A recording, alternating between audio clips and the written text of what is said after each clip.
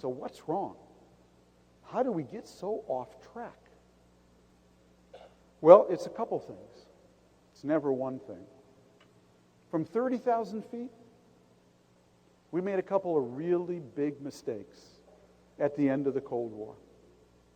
First mistake we made was interpreting the Cold War and its end as an American victory. Oh, and it was a huge victory for freedom and for this country and the men and women who brought that victory about. But unfortunately, in parentheses, or in inverted commas, that victory unleashed 2 billion people just like us. 2 billion people with enormous pent-up aspirations to live like us. And in a hyper-connected world, they could do that more and more.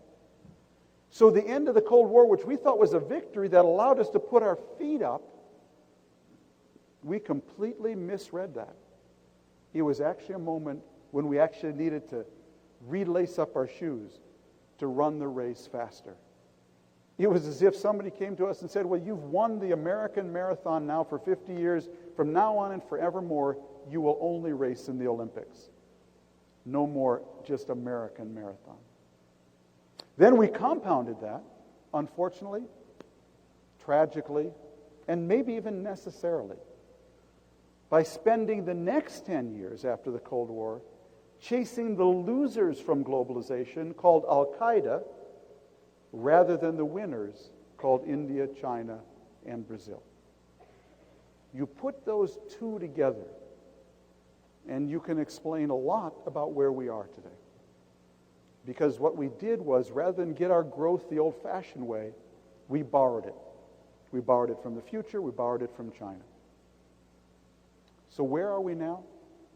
The reason I joke that if we were having an election, where we now is that our OODA loop is completely broken. What's an OODA loop? In the U.S. Air Force, there's a concept that our fighter pilots use called the OODA